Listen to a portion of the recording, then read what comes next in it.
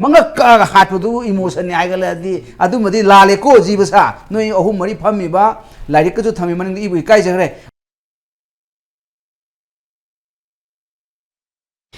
Mayam Bukrumzari, Dominic Biribas Impact News, I Joyshree Usham, Impact News, Manung Hunana Taram Nokchari. Lailon Wife Village Tagi, Pakiba, Naga,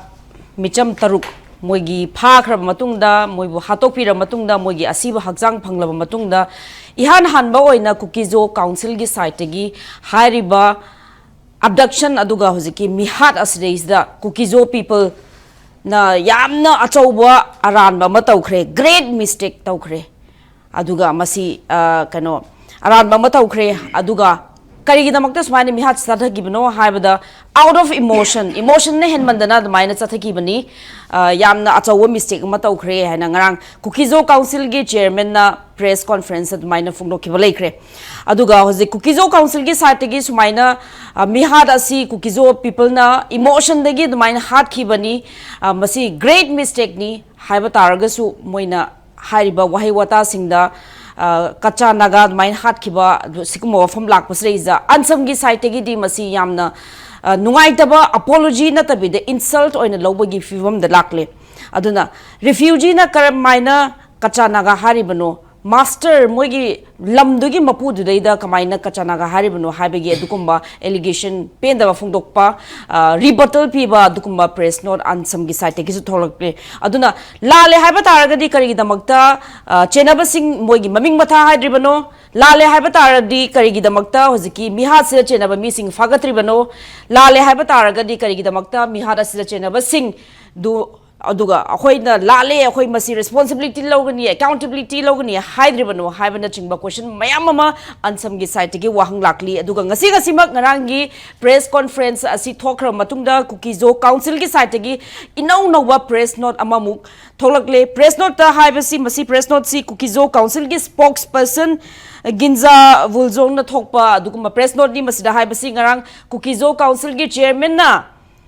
Great mistake ni haikiba wafam madu Kukizo people loina magse lale haiba natte aduga Kukizo community pull up si hariba mihad asireza chene haiba natte haiba gi wafam ama clarification yaruga admaina press not inau na ama tholakli aduna ngasi akhoina puzarliba topic asi Kukizo Council KZC under fire ANSAM rejects so-called apology. Aduga khoi gi panel members na Oza Dr. Yumnam Premananda, head of Manipur University Law Department. Oza Butaram Nokchari. Ani suba panel member Oza M. Ngaranmi, President Naga People's Union Imphal. Oza Butaram Nokchari. Duga khoi gi ahum suba panel member Oza Jitendra Ningomba, President CCSK. Ngasigi discussion hagdokcha basi ahan badahak Oza M. Ngaranmi dalakchage. Oza Kukizo Council ki site gi ngarang mag press note ta thok pasi Kukizo people na yamna achaw mistake mataw gre naga taruk hat pasi masi big mistake ni haibagi wafam ji direct phongdo khrabni aduga ngasi mogi Kukizo Council gi another press clarification dana muga kitang nathaiba manba mong da muga press note ma thoe aduga ANSAM gi site gi di masi gi Kukizo Council na apology pi bagi mong zidi Ana badudayda thum hapsan bagi type ta lowre insult or lowre ozagi morka thambiyo ahan bada impact tv bu ai ikai kumna bu chari ani subada ai gimnakta lengsin biriba oza panelist bu su khurumjari mayam ba su ai welcome tawi ahan bada aina asmain thamningi ngarang se Kukizo Council se Churachampur da makhoi meeting taw male aduga makhoi na clarification Pirog si aisu pai aisu tai ba ekoi great mistake ni Kukizo community se wicket ni aduga phatabani haina mukhoina masamak na chairman na clarification tawre ko aduga maduda mu makha amu tabda naga kacha naga haina mu hapchinda ko ekoi insult aw am yauri ba aduna mase mukhoina great mistake ni great ekoi gi Achawama ekoi lan khrabni ya haibese bolozi tawe hai adubu sondana paina amu maning de sori na mu thille ba ekoi de khana sena aduna mase ANSAMna condemn tawi reject tawe haibse achumane ba maramdi ekoi kampukpi area da leba Kuki haib kambu jau haib kambu singse mase lengmai gi lam Jemai Gilam, Mao, Pumei, Maram, Tankal, Aduga Tankul ko, Asigilam the Lady Mokoje. Kogi, neighbor the ko, Hanadi Pai Pumtum, 800 Irish, a quid the text pyrameba. Zamuyan the Jungan Han press clarification period now. A quid the text pyramid have say, Mashidi 100% money. Mashadum like talk lashing Tauraga, Adua, a quidam. Thank you, Haidi, Mokina. Amu Kachanaka Mahajaleko, Manipur, Nagalanda, Maite Dubu Kachan, Maite Libro, Cookie Kacha, Cookie Libro, Cookie Herolore, La Lady, Hene Ching Hioba. Other di me, Tumtupi Abra, Equi, Ying Bi, another Kachanaka Hajaleko, other day equate insult of Neba, other ANSAM reject our have 100% Jumeba, Aduna. Mokwishing share. Tum the Wang ba, Maching Tiba, Nomaki, Tato Tashing Doba, Ashida, Clarification, Amatoivise, Mokina, Mokwe spokesperson Toivise, Mashi, Chairman Tokum Dum Man the Clarification Tongue, Ma authority lady, Chairman head of the department. Aduna, Mana, Utotawitoro, Chairman China. I in the Toki say Lali had the other considered Dobi. My Yim Takta. My spokesperson amu overrule to be a day, supersede to be a day. Man hetni, hetta, my spokesperson information secretary na overrule to be a day. Aduna mashi conventionally mashi chatna de sikumase. Aduna mashi mistake ni aduga ashe jawum yamda tainabiyaro hai tardi. Hujida in ashmain thamni kermenda. Hujidi makhoi lale hai se kuki bini sho haire, kuki jaw council sho haire adu tardi. Mishing do hujidi phabiro. Go.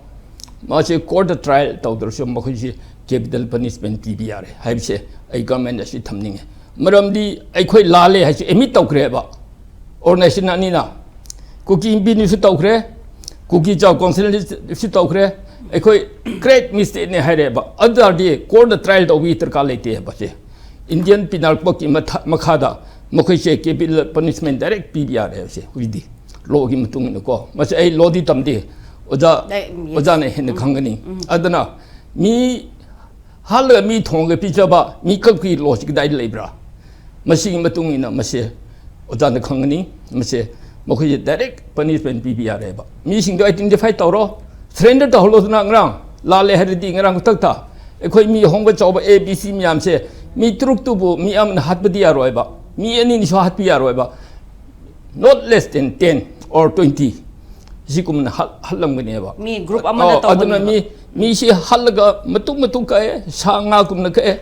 Adaga Amutonga, my family in the pizza by there. A Sikum P3 later. Go Manipur Hanmani, cookie communities in a Hanmani. I don't know much checks in Committee Nagamiam say. Although India the lady of Miam so much checks in Bio. Much a quick care load of me. I don't know a Sikum. Who did me Lale High Kangarmena? Hujidi Mashi, Tumatum, Mashi, trial, court trial of Gitter Kalete, Mashi, Mokoida, capital punishment bureau, Natraga, Mokoida, book Tauraga, Mokoi, 30 years for a life sentence picked up me. Machinatan Atobo or this lady, I say, I see government as Tamningi, Aduga Equagi, Equagio home minister to show as many questioning here. Man, a DGB, my above the Lapum Nangam, I must say, hiring there. From the DGB, admine have say, government I show in hiding it. DGB Chief Secretary have say, Chief Minister go Home Minister get Tautana about government at Tamaga, Paisapir, Tolop Pir Tamani. Magi Secretary, Magi Department go, Head of Department Tamashe, Mandrigi Makada go, Tabakshunun Tamani. Adana Chief Secretary got DGB say, Mokoina Wang Tankat no. Mashe, I did sorry hiding it. I don't know Mashe. Chief Secretary DGP share, Edition Chief Secretary Kum share, Mabani di Secretary never. Moki Tautana never ever. Mana Dutaro, Adutaro and hide them yam say, Tauta yam say, DGB okay, hide, yes sir, hide them never. Adu DGB adu hide have say, a high hunting there. I don't know Mashe. A government has a country, government chicken no have say, cabinet ne. Government chief minister ni, cabinet the other say. Home Minister say, Chow Home, when was your man of pipe? My inter the CM lave neighbor. I don't know what मसे inquiry तौबी तरका लेते मखोय surrender तौबीरो को नानचु लेलोन wifi दा कनो अखोय operation तौ हैबसे मसे formality दी तौई अदुब मी मियामसे lion म लेरमे underground से यंखै हुमफु लेरमे नेमचा की लोइन थातो ले माय नुपिना ओके मसे ओजा नेमचा की गेन लोइन थादो हले हबसे लोइन ओजा थातो ना हले कमाइना खंगबा मसे इंफॉर्मेशन लोइन फंगे को अदुगा ngisi ayuksu ngarang undangsu jotangtek to ko kuki mission kuki na naga da bom thadana ba sem saraga ko bom se pukhaire mokhoi se pukhaire ga kuki manipur ki kuki na taba mi ani sire hen dai ahum na soy for example to pukre hospital da mase kuki sing na mokhoi gi lon do wari sab da ekhoi ki mi na khange ba se asi sugum le da aduna mokhoi se खुदी तुम ठीक नहीं अदो ओजा Moina स्माइना लाले great mistake काइना स्माइना हाइरप पजे करी intention दगी हाइबो अरमगनी इन खनबी बगे ओजा मासे अखोगी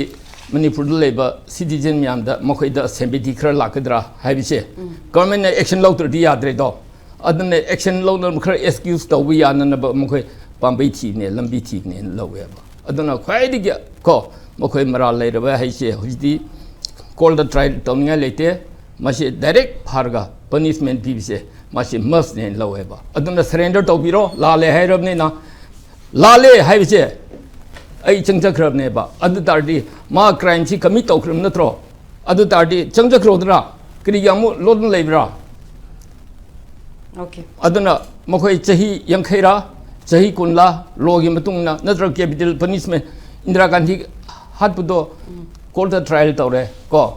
मखोइ कैपिटल पनिशमेंट पी अदुगा लाइफ इम्प्रिजनमेंट तौवे को मसिदी लाले हाइबसे कमिट तौख्रम मिसिंगी चेनिंगाय लेत्रे अदुना मसे कनानो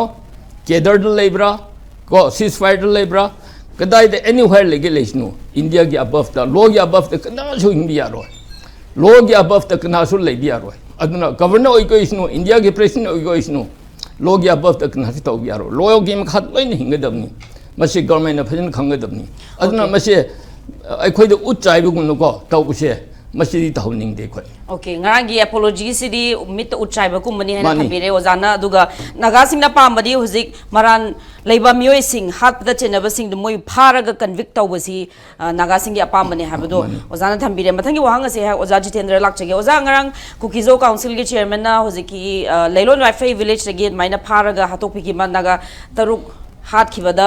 कुकीजो पीपल ने याम ग्रेट मिस्टेक याम अचौबा अरानबा म तौखरे हाबे वाफम जे फोंगोलब मतुंगदा कचानागादा माइना हाथ खिबसी यामना अचौबा मिस्टेक नि हाइना फोंगदोकपगी वाफम रेजा अंसम की साइट गिदी यामना रिजेक्ट यानिंगदबा फोंगदोरकली अनाबदा थुम हाइजनबा दुमाइना लौरकली अदुगा लमदुगी मपुदा कचानागा काइना कोरपजी यामना साउनिंग ममोंगदा अंसम की साइट गी लौरकली अदुगा लाले हारबनिना होजिति चेनाबसिंगदो पुथोलगलो मोय pharaoh मोयबु punishment dandi piro habi wafam zini adu ngasi ngasi ma kukizo council ge site ge moi spokesperson de gi tholokpa chairol sidana muk chairman na fungdo ki wafam du kukizo people loinmak ki moi collective gil moi loinmak lale moi loinmak mara leire habi gi wafam nate habana chingba singdorakpa oza mohoziki tankak sreis da kukizo council legi sai sumaina apology muk lakpa gi moong lakpa aduga sumaina chain na mamu tholoi bize oza gi mothambi yengbu ya ba wafum si khoi an maike ani di yengbu ya hedare mo hujik si hujik khoi inkan so habiri si sisin bo haibon sisin ge apology hebo bo haibo sisin ge du apology bo haiji mu yaw ge bra sin ni khali si adik atopum na sorry hebo haiji mu si yaw bra sin hebo yam tem mo aina hajabadi aina hainabadi ai di kanu na de ko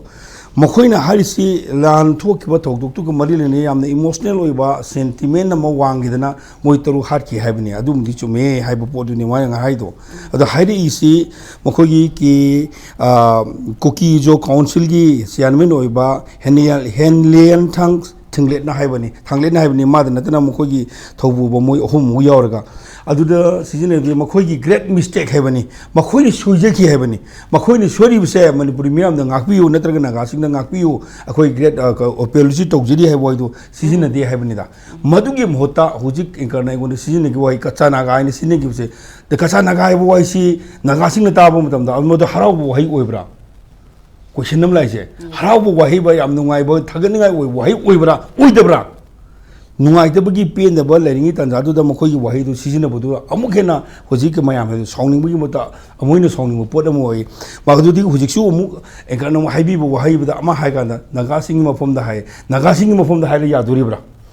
खोगी लोगी ओजासु यौबिरी Lodha अखोइना ngakpiba yaba amsu ngakpiba yadaba ani thokna leiba male non negotiable leiba ma amaru ina criminal ga mari leina ba thabuk si didi amna kya yamna negotiable oibage ha bududi akoini khangjiba didi non negotiable ni hai aduga civil ga mari leina ba porta didi negotiable oiba du miya judgment pilak pokol pada haduma hanmaina haibus leido leiriba akhoi ngasi gi leiriba film city muitak neba hat krise adu 1952 da male akoi Geneva Convention da leiba akoi da loki bo warep ki matung ina ko lan mamaga akoi gi lan songnar bo matam da lan pha oina phar ba prisoner mayam sing do makhoi gi oiba right makhoi gi oiba protection to bigadimani haiba su iduna leiriba madu lei iduna leiriba potu thugairaga example ni ko lamma khana busuna taba manung machin manau ni haibana or natre hariga lamdam musigi state amagi manung lai minir report sida adu su khana ba adu ka khana busu mudugda lanmi ona masin no mai kamna busu nataba sumnagi innocent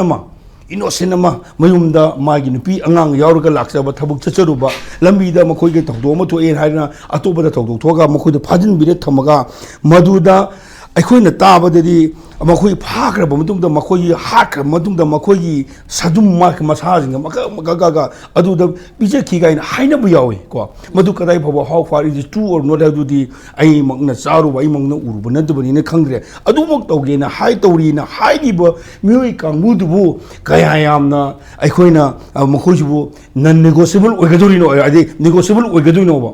ꯀꯌꯥꯝꯅ ꯉꯥꯛꯄꯤꯒꯗꯣꯏꯅꯣꯕ ꯁꯤꯒꯤ ꯋꯥꯍꯪꯁꯤ ꯌꯥꯝꯅ ꯂꯨꯕ ꯄꯣꯠ ꯑꯣꯏ असुक यामना पृथ्वी के ओइबा लान कनो दा हाइदारे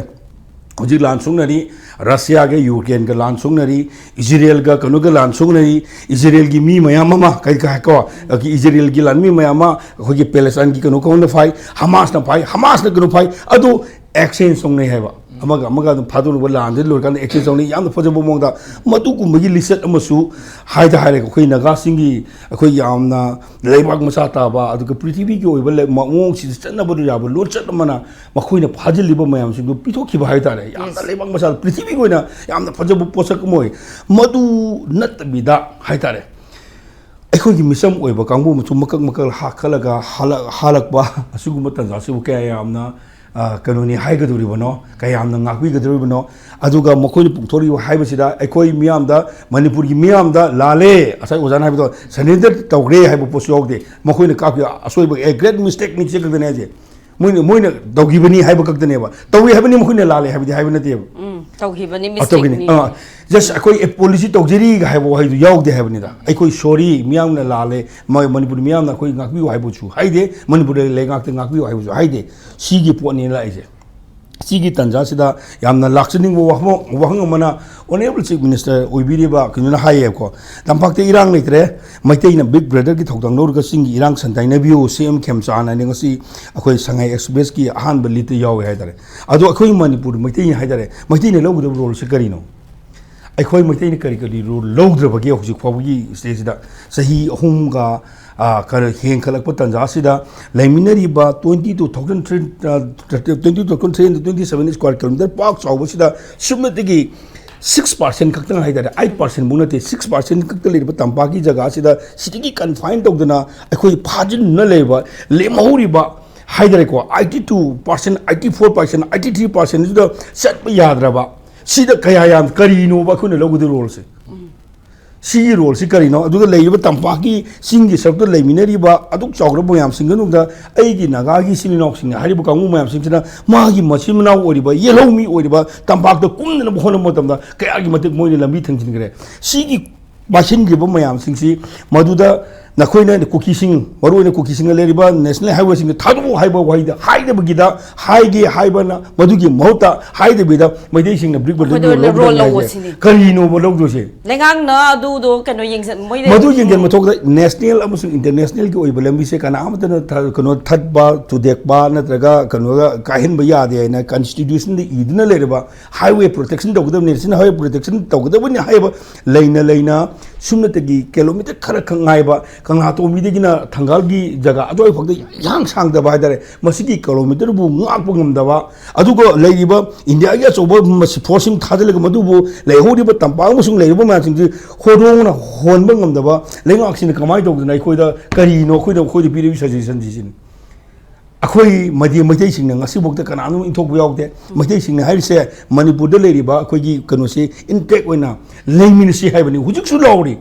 adu leimini gudur misi kana kana on haibo tamda manipur thuai ga da kangbu manipur che akhoi gi tongan ba lamni ani khan ba kangbu sing dudi manipur je thuai ga mache thuai ni haibo dudi akhoi madu samna de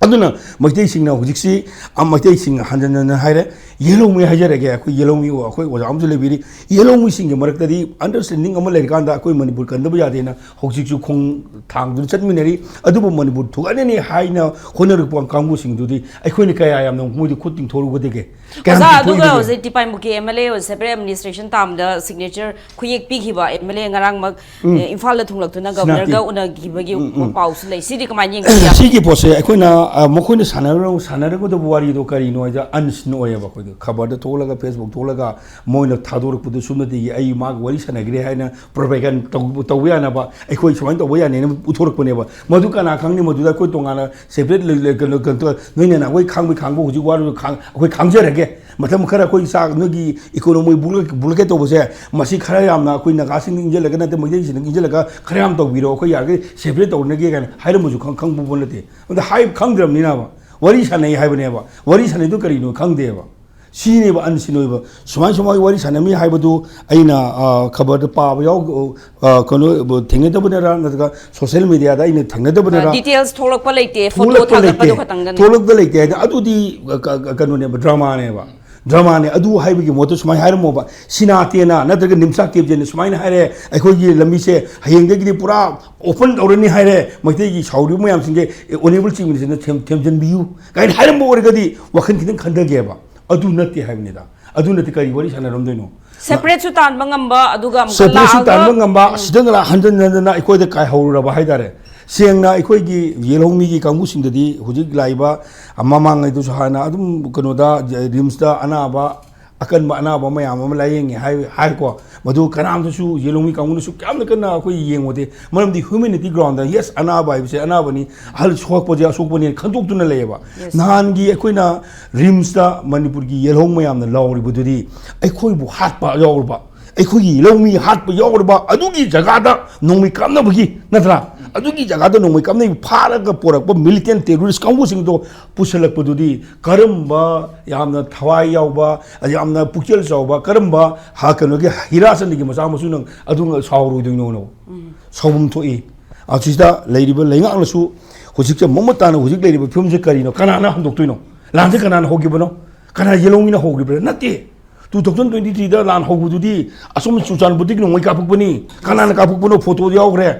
हाँ कनाना कापुकबनो कनाना मयुम मैथारकबनो कनाना तालकबनो सुचान बुदिकी तालकुजि कनाना no मोरी दे तालकुजि कनाना no इकौदिकी तालकुजि कनाना कोंगबुदिकी तालिन अदुगुम मिदुदी हाइदबिदा नोइ सागुनो नोइना लान होगुनी नोइ हाना नोइ apiology तौ नोइ surrender तौ NRC तौ जे हाइबो नोइ याव मणिपुर थोगारो हाइबो याव अदुगे separate administration से सुबोक तौरो हाइबो याव Kine हाइरगा अदुमदे कोइ याजरे Kine हाइबोरगदी yes Manipur की मियाम से असाउ मियाम से कितम वखल खंथर पुजाय अदु नतबिदा पंगलाक्ता लागा करी वरी सानी नो खंगदे फोटो पुंग थागलग तौबुदुदी मणिपुर मियाम मदु यानिङै मसाक सुनो ओइदे हाइबो पमदै आनमी सुमाय थमजगे थैंक यू सो मच ओजा thank you so much thank you हांगा से है ओजा डॉक्टर युमनाम प्रमाण लाक्चेग ओजा सुमाइना open public statement the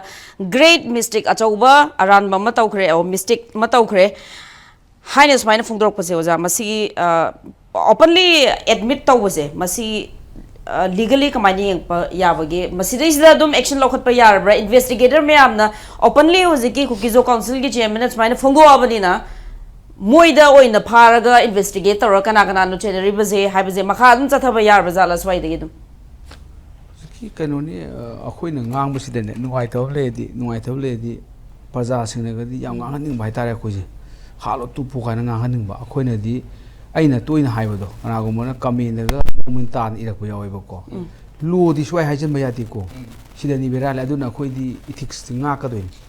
lo gi profession da lo gi satra ona leibina lo sidi chinthi ya poti ꯔꯥꯟꯇꯤ ꯑꯣꯂꯥꯒꯨꯝꯕ ꯅꯠꯇꯦꯕ ꯂꯣꯁꯤꯗꯤ ꯑꯗꯨꯅ ꯑꯩꯈꯣꯏꯗꯤ ꯀꯅꯥꯝꯇꯒꯤ ꯃꯤꯆꯪ ꯃꯤꯈꯥꯏ ꯅꯥꯏꯕ ꯌꯥꯗꯕ ꯂꯣꯗ ꯂꯩꯕ ꯄꯣꯠꯇꯨ ꯁꯦꯡꯅ ꯊꯝꯕ ꯑꯃ ꯆꯪꯉꯦꯕꯀꯣ ꯑꯗꯨꯅꯤ ꯑꯩꯈꯣꯏꯅ ꯊꯝꯃꯤꯁꯦ ꯑꯗꯨꯗ ꯑꯩꯈꯣꯏꯒꯤ ꯃꯥꯏ ꯃꯥꯒꯤ ꯉꯥꯡꯕꯒꯤ ꯃꯇꯨꯡ ꯏꯟꯅ ꯈꯔ ꯊꯦꯠꯇꯣꯛ ꯊꯦꯠꯆꯤꯟ ꯇꯧꯕ ꯗꯦꯁ ꯗꯤꯐ꯭ꯔꯦꯟ ꯊꯤꯡꯅꯤꯀꯣ ꯑꯗꯨꯒꯤ ꯄꯣꯠꯅꯤꯗ ꯍꯧꯖꯤꯛꯀꯤ ꯖꯤꯕꯁꯤꯡꯗꯨꯅ ꯖꯤꯕ ꯅꯠꯇꯦ ꯃꯣꯏ ꯑꯍꯨꯝ ꯅꯠꯇ꯭ꯔꯒ ꯑꯅꯤꯅ ꯐꯝꯃꯒ ꯍꯥꯏꯔꯒ ꯍꯦꯛꯇ ꯁꯤꯕꯒꯤ ꯗꯟꯗꯤ ꯄꯤꯕꯗꯤ ꯌꯥꯄꯣꯠꯇꯦꯗ ꯗꯦꯁ ꯅꯊꯤꯡ ꯇꯨ ꯗꯨ ꯑꯗꯨꯅ ꯍꯧꯖꯤꯛ ꯑꯗꯨꯕꯨ ꯑꯩꯈꯣꯏ ꯁꯤꯗꯤ ꯀꯩꯅꯣꯒꯤ ꯋꯥꯅꯤ ꯄꯕ꯭ꯂꯤꯛ ꯐꯣꯔꯝꯗ ꯅꯠꯇ꯭ꯔꯒ ꯀꯩꯅꯣꯗ ꯁꯣꯁꯤꯌꯦꯜ ꯃꯦꯗꯤꯌꯥꯗ ꯀꯩꯗ ꯃꯣꯏꯅ ꯑꯦꯄꯣꯂꯣꯖꯤ ꯑꯃ ꯇꯧꯕꯒꯤ ꯋꯥꯅꯦꯕꯀꯣ ꯃꯗꯨꯃꯛꯅ ꯁꯤ ꯅꯨꯄꯥꯁꯤꯅ ꯀ꯭ꯔꯥꯏꯝ ꯇꯧꯔꯦ ꯑꯗꯨ ꯀ꯭ꯔꯤꯃꯤꯅꯦꯜꯅꯤ ꯍꯥꯏꯕ ꯄꯣꯠꯇꯨꯗꯤ ꯅꯠꯇꯦꯗ ꯑꯗꯨꯝ ꯑꯍꯥꯟꯕꯗ ꯂꯤꯒꯜꯒꯤ ꯁꯤꯒꯅꯤꯐꯤꯀꯦꯟꯁ ꯀꯔꯤꯁꯨ ꯂꯩꯇꯦ ꯍꯥꯏꯕ ꯑꯗꯨꯗꯤ ꯃꯣꯏ ꯁꯨꯃꯥꯏꯅ ꯄꯕ꯭ꯂꯤꯛꯂꯤ ꯁꯤꯒꯁꯨ ꯊꯣꯏꯗꯣꯛ ꯂꯩꯇꯦ ꯂꯣꯒꯤꯗꯤ ꯖꯁ ꯑꯗꯨꯗꯤ ꯃꯌꯥꯝꯒꯤ ꯊꯥꯖꯅꯕ ꯃꯣꯏ ꯍꯧꯖꯤꯛ ꯀꯩꯅꯣ ꯇꯧꯔꯦꯗꯅ ꯄ꯭ꯔꯤꯊꯤꯕꯤꯁꯤꯗ ꯀꯨꯀꯤꯖꯣꯕꯨ ꯍꯥꯏꯔꯣ ꯀꯨꯀꯤꯗꯪꯕꯨ ꯍꯥꯏꯔꯣ ꯀꯩꯅꯣ ꯄꯥꯡ ꯍꯥꯏꯅꯔꯣ ꯃꯣꯏꯁꯤꯡꯁꯤꯒꯤ ꯃꯃꯥꯏ ꯊꯝꯐꯝ ꯂꯩꯇ꯭ꯔꯦꯕ ꯄ꯭ꯔꯤꯊꯤꯕꯤꯗ ꯍꯧꯖꯤꯛꯁꯦ ꯏꯟꯗꯤꯌꯥꯗ ꯅꯠꯇꯕ ꯃꯅꯤꯄꯨꯔꯗ ꯅꯠꯇꯕ ꯄ꯭ꯔꯤꯊꯤꯕꯤꯁꯤꯗ ꯀꯩꯅꯣ ꯍꯥꯏꯔꯒ ꯈ꯭ꯋꯥꯏꯗꯒꯤ ꯁꯥꯊꯤꯕ ꯇꯦꯔꯣꯔꯤꯁꯁꯦ ꯃꯣꯏꯅ ꯔꯦꯀꯣꯔꯠ ꯊꯨꯒꯥꯏꯈ꯭ꯔꯦꯕ ꯇꯦꯔꯣꯔꯤꯁ ꯁꯥꯊꯤꯕ ꯕꯣꯝꯒ ꯄꯣꯈꯥꯏꯕ ꯃꯤꯒ ꯅꯣꯡꯃꯩꯅ ꯀꯥꯞꯄ ꯃꯣꯏꯅ ꯔꯦꯀꯣꯔꯠ ꯊꯨꯒꯥꯏꯈ꯭ꯔꯦꯕ ꯃꯤ ꯃꯀꯛ ꯃꯀꯛꯇꯅ ꯃꯤ ꯃꯉꯛꯀ ꯃꯁꯥꯒ ꯕꯣꯗꯤꯒ ꯇꯣꯉꯥꯟ ꯇꯣꯉꯥꯟꯅꯒ ꯊꯝꯕ ꯑꯗꯨꯒꯨꯝꯕ ꯇꯦꯔꯣꯔꯤꯁ ꯑꯣꯏꯈ꯭ꯔꯦꯕ ꯑꯗꯨꯁꯨ ꯃꯣꯏꯒ ꯂꯩꯃꯤꯟꯅꯗꯕ ꯅꯠꯇꯦ ꯄꯥꯀꯤꯁꯇꯥꯟꯒꯤ ꯃꯤꯗꯣ ꯍꯥꯠꯂꯨꯕ ꯅꯠꯇ꯭ꯔꯒ ꯕꯪꯒ꯭ꯂꯥꯗꯦꯁꯀꯤ ꯃꯤ ꯍꯥꯠꯂꯨꯕ ꯑꯃꯦꯔꯤꯀꯥꯒꯤ ꯃꯤ ꯍꯥꯠꯂꯨꯕ ꯅꯠꯇꯦꯕ ꯂꯩꯃꯤꯟꯅꯔꯤꯕꯗꯨ ꯑꯗꯨꯒꯤ ꯃꯤꯗꯨꯗ ꯑꯗꯨꯃꯥꯏꯅ ꯍꯥꯠꯄ ꯇꯦꯔꯣꯔꯤꯁꯁꯤ ꯃꯣꯏꯅ ꯔꯦꯀꯣꯔꯠ ꯊꯨꯒꯥꯏꯈ꯭ꯔꯦꯕ ꯋꯥꯟ ꯑꯣꯐ ꯗ ꯗ꯭ꯔꯦꯗꯦꯠ ꯇꯦꯔꯣꯔꯤꯁꯁꯤ ꯃꯣꯏ ꯑꯣꯏꯔꯦꯕꯀꯣ ꯃꯣꯏꯁꯦ ꯐꯥꯔꯒꯗꯤ ꯑꯩꯗꯤ ꯗꯟꯗꯤꯒ ꯄꯤꯕꯤꯔꯅꯨ ꯂꯩ ꯑꯩꯗꯤ ꯃꯣꯏꯁꯦ ꯐꯥꯕꯤꯔꯒꯗꯤ ꯄ꯭ꯔꯥꯏꯖ ꯑꯣꯏꯅ ꯄꯤꯗꯧ ꯃꯣꯏꯁꯦ ꯃꯤꯕꯨ ꯑꯗꯨꯛ ꯊꯤꯅ ꯍꯥꯠꯄ ꯉꯝꯕ ꯚꯦꯔꯤ ꯒꯨꯗ ꯀꯥꯏꯅꯀꯣ ꯁꯅꯥꯒꯤ ꯇꯀꯃꯥꯟ ꯅꯠꯇ꯭ꯔꯒ ꯗꯥꯏꯃꯟ ꯌꯥꯟꯕ ꯀꯩ ꯍꯥꯏꯇꯥꯔꯦ ꯍꯤꯔꯥꯒ ꯃꯅꯤ ꯃꯨꯛꯇꯥꯅ ꯌꯣꯝꯃꯕ ꯂꯣꯡꯎꯞꯀꯨꯝꯕ ꯎꯞꯄꯤꯒꯗꯧꯅꯤ ꯃꯣꯏꯁꯦ ꯑꯗꯨꯒ ꯃꯌꯥꯝ ꯃꯥꯡꯗꯒ ꯈꯨꯕꯥꯛ ꯈꯨꯔꯒ ꯑꯩꯈꯣꯏꯅ ꯋꯣꯛꯄ ꯇꯥꯔꯦ ꯆꯤꯐ ꯃꯤꯅꯤꯁꯇꯔ ꯍꯣꯏ ꯀꯩꯍꯣꯏ ꯃꯌꯥꯝ ꯍꯥꯏꯗꯤ ꯐꯥꯕꯁꯨ ꯉꯝꯗ꯭ꯔꯕꯅꯤꯅ ꯋꯣꯛꯄꯅ ꯐꯔꯅꯦꯕ ꯑꯗꯨꯅ ꯇꯧꯕꯅ ꯆꯨꯝꯃꯅꯤ ꯈꯜꯂꯤ ꯃꯣꯏꯁꯦ ꯑꯐꯥꯎꯕ ꯄ꯭ꯔꯤꯊꯤꯕꯤꯗ ꯈ꯭ꯋꯥꯏꯗꯒꯤ ꯐꯥꯎꯕ ꯑꯩꯈꯣꯏꯒꯤ ꯁꯥꯊꯤꯕ ꯍꯤꯡꯆꯥꯕ ꯁꯤꯗ ꯃꯣꯏꯁꯤ ꯅꯝꯕꯔ 1 ꯅꯝꯕꯔ 2ꯗ 1 2ꯗ ꯂꯩꯔꯕꯅꯦꯕꯀꯣ 1ꯁꯨ ꯃꯣꯏ ꯑꯣꯏ 2ꯁꯨ ꯃꯣꯏ ꯑꯣꯏ ꯀꯝꯄꯤꯇꯤꯁꯟ ꯃꯣꯏ ꯃꯁꯦꯟ ꯇꯧꯅ ꯂꯩꯕ ꯋꯥꯅꯤ ꯑꯁꯤꯒꯤ ꯄꯣꯠꯅꯤ ꯑꯗꯨꯒ ꯉꯁꯥꯏꯒꯤ ꯂꯣꯗ ꯂꯩꯁꯤ ꯀꯩꯅꯣꯅꯦ ꯑꯌꯥꯝꯕꯅ ꯗꯦꯠ ꯄꯦꯅꯥꯜꯇꯤꯁꯨ ꯐꯪꯉꯔꯣꯏ ꯃꯣꯏꯗꯤ ꯀꯩꯒꯤꯅꯣ ꯍꯥꯏꯔꯀꯥꯟꯗ ꯅꯍꯥꯟ ꯃꯃꯥꯡꯗ ꯑꯩꯅ ꯌꯥꯎꯖꯈꯤꯕ ꯅꯨꯃꯤꯠ ꯈꯔꯅꯤ ꯃꯃꯥꯡꯗ ꯈꯟꯅꯈꯤꯕꯗꯨꯗ FIR ꯑꯗꯨꯗ ꯗꯦꯠ ꯄꯦꯅꯥꯜꯇꯤ ꯌꯥꯎꯕ ꯁꯦꯛꯁꯟ ꯑꯝꯇ ꯌꯥꯎꯔꯝꯗ꯭ꯔꯦ ꯑꯗꯨꯗꯤ ꯀꯥꯏ ꯗꯦꯠ ꯄꯦꯅꯥꯜꯇꯤ ꯐꯪꯗꯣꯔꯤꯒꯦ ꯑꯗꯨꯅ ꯑꯩꯅ ꯍꯥꯏꯖꯔꯤꯁꯦ FIR ꯄꯥꯜꯂꯝꯗꯥꯏ ꯑꯩꯉꯣꯟꯗ ꯄꯥꯎ ꯐꯥꯎꯕꯤꯔꯛꯑꯣ ꯍꯥꯏꯗꯣ ꯁꯦꯛꯁꯟꯗꯨ ꯍꯥꯞꯍꯧꯗ꯭ꯔꯗꯤ ꯀꯥꯟꯅꯔꯣꯏꯕ ꯑꯣꯖꯥꯗꯣ ꯃꯣꯗꯤꯐꯥꯏ ꯇꯧꯕ ꯌꯥꯏ ꯑꯣꯖꯥꯅ ꯊꯝꯕꯤꯈꯤ FIR ꯑꯃꯒ ꯇꯧꯁꯜꯂꯁꯨ ꯌꯥꯅꯤ ꯄꯨꯂꯤꯁꯅ ꯇꯧꯗꯧ ꯂꯩꯇꯦꯀꯣ FIRꯁꯦ ꯃꯤꯅ ꯇꯧꯔꯁꯨ ꯌꯥꯏꯀꯣ ꯑꯩꯈꯣꯏ ꯁꯣꯝꯗ ꯄꯨꯂꯤꯁꯅ FIR ꯇꯧꯗꯧꯅ ꯂꯩ ꯑꯗꯨꯅ ꯄꯨꯂꯤꯁꯇꯨꯅ ꯁꯨꯝ ꯃꯥꯅ ꯁꯨꯃꯣꯇꯣ ꯑꯣꯏꯅ ꯇꯧꯖꯕꯅꯦꯕꯀꯣ ꯑꯗꯨꯒ ꯃꯤꯗꯨꯅ ꯚꯤꯛꯇꯤꯝꯅ ꯅꯠꯇ꯭ꯔꯒ ꯚꯤꯛꯇꯤꯝꯒꯤ ꯔꯤꯂꯦꯇꯤቭ ꯑꯃ ꯇꯧꯔꯁꯨ ꯌꯥꯏꯕꯀꯣ ꯁꯦꯝ ꯃꯥꯟꯅꯕꯗꯨꯗ FIR 2 ꯇꯧꯔꯁꯨ ꯌꯥꯏ ꯑꯗꯨꯅ FIR ꯑꯃ ꯇꯧꯕꯤꯔꯣ ꯃꯉꯣꯟꯗ ꯌꯥꯎꯍꯟꯕꯤꯗꯣꯏꯁꯤ 1032 ꯚꯥꯔꯠꯇꯤꯌꯥ ꯅꯥꯏ ꯁꯥꯟꯅꯤꯇꯥꯒꯤ ꯁꯦꯛꯁꯟ 103 क्लोज नंबर 2 पाबदना 1032 2 अदी 1000 नती को 103 की क्लोज नंबर 2 अदु वर्गदी डेट पेनाल्टी फंगने भाई अदु याहुद्रे मोइदुदा अदु याहुम थोकने बको अदगिदी अनलॉफुल एक्टिविटी प्रिवेंशन ए की पालिबदुना सेक्शन 16 1B पांथोखरेब अदुदी सही मंगा र कनो फादोता तोखरने पांदौदी 16 1A पांदौने अदना सी याउद्रे अदा इन खमद चिंगदो माले था खरा सही मरी मंगा जेल लेरगा अदुम से दोखिबगी positivity yang wange bako aduga group amana confession tawre confession makti confession da singbadi crime taw mi nu taw ne aina taw crime agi behalf nang confession taw ya poti nothing to do taw mi du na confess taw ne I committed such as crime ji man confess taw ne confession ji adu moina pukchin seng de habdi ta ताएदी से chairman खबर इंगोनो यावरे chairman दुना हारिसी मा exact word से इन पाजरबदा yes I agree that Kukizo has made a great mistake in killing 6 Kachanaga civilian which is made out of emotion hai adubu mens reality emotion ga leroi ko emotion da heart power ga di thang chok thilaga nongme dhong ka pa ga sire du emotion ga weba manga ka heart du emotion ni ai ga la di adu madi lale ko jiba sa noi ahum mari phami ba lairik ka ju thami maning ibu kai jagre noi si lale ko emotion da tawba da mi heart pa da thalo na dhang sauna ba da gi hit o moment heart pa du di kin na pakat thilaga heart pa du di यायब को मी मंगा कक्पदुबु मी मंगा कक्पदुबु मल्टीलेशन तौरगा लोलगा असी मसाद कोन फंग अदुगी खुआतुदी मदुबु hit of moment emotion तौबने हाजि सुया यारो अदु court सु यारो सिमा self defeating other मान हाजि उसी मान याद्रे अदुगा मा एग्री तौरे हायरे मान एग्री से कैनो कांदा मिस्टेक अमा तौखरि सिमा हायरे को सिमा अदु कचा Naga gi ngantang ne haige ai khoi da mai कचा नागा दे कचा mai ti de हायक तमने खोइने हे खुमबन नुंगाइ दे खुमबनी आइजु haidi khoi sinauni khoi gi naga sing sina mayam mani haidi ne khoi gi history da yengadi tradition da yengadi aduna ma adigi khabar ama da smaya yawi se ama sumamduni killing of 6 Kacha Naga civilian was wrong. I strongly condemn it and apologize on behalf of my people and aman yawi kano da people chronicle da English da mai video je khara sang bani people chronicle da aduga sangai da na husiki ban yaw sammi sangai do na sangai hayan samjabani da ko and apologize on behalf of my people. It was an emotional reaction and should never have happened. And Sumai then apologize on behalf of my people is high. Sumaina Krele, Aduna Sigi Poch Matalere. Aduga Anisuba in hiding is a Masagido. Quarterly offensive compoundable have compoundable and non compoundable and crime Machamasasi compoundable to we compoundable at the court Yorktana without trial to the partition to Yanaga case lo Sambaya. Nataga Katangamu Haxelak Padana, Katangamu Haxelak Paduna, court permission the Yaba. Aduga heinous over serious crime the compound to Boyadi. Masiako 320 Haimamanga, Hausina 359, Baratia Nagaric structure, Sanita the Yawani, article section 359. Sima, the Amana Haying Ozaha Sumba Jagami or trial or consider. Trial or consider nang maralera bra na hangkini bako namu ado man yes plead guilty ko and yes I am guilty man khumjar su ai ko ado the trial tawra sang sa thar hoeba ado mo yam nupa thopo ga di nupi thopo ga di trial ma ji phara puthoro kan trial court la kan da haying man guilt I am guilty na haibi not guilty ha ga di case to tu ado man guilt lok thok sabi ai ta ga di without trial punishment pira kani khar handa ni mai tawbusina ade auji ano thole plea bargaining and plea di magi phangado offensive bargain to we have case criminal case ko yang kuin jang mani pham ta ba khalega case haidok mi ta party sira me do adu thok tana ba crime macha macha ne du plea bargain to we ai adu tawrage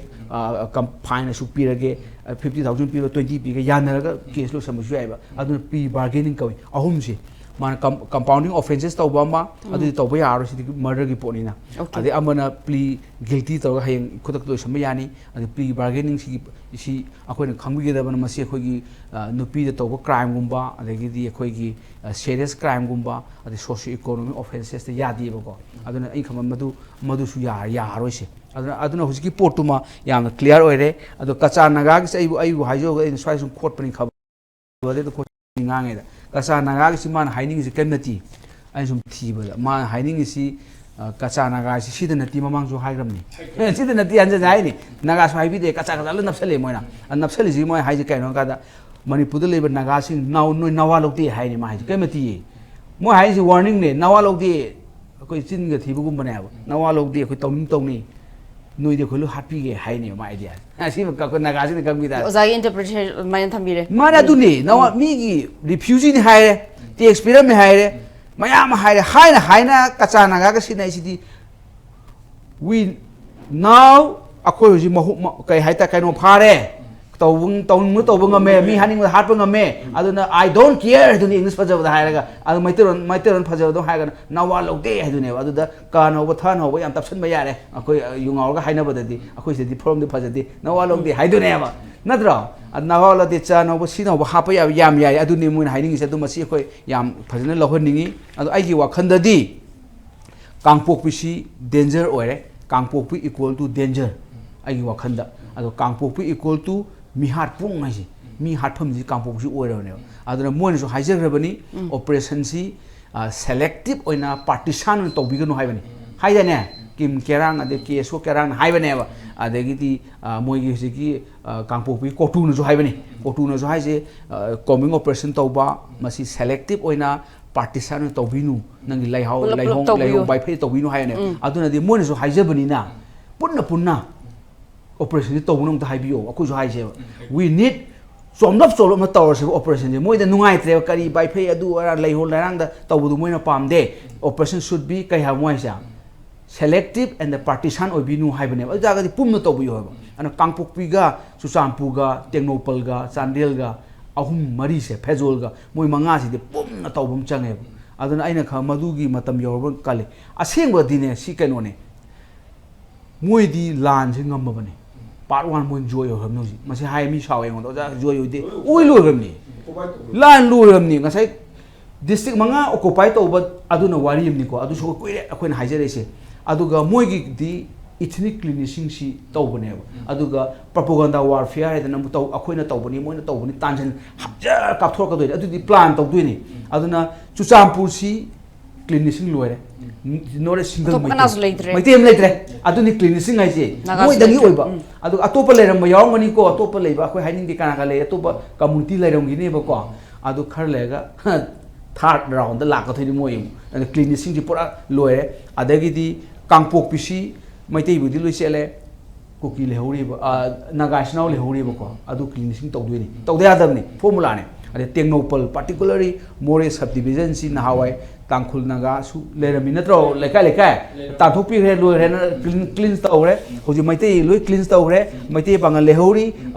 their turn will come later on nata tamil mayam lehori lakni moju mathang mathang kaino moi gi program yaujabani technopal su ethnic cleansing completed ne bako ana sandel amuk tawrkhini mathang da aduga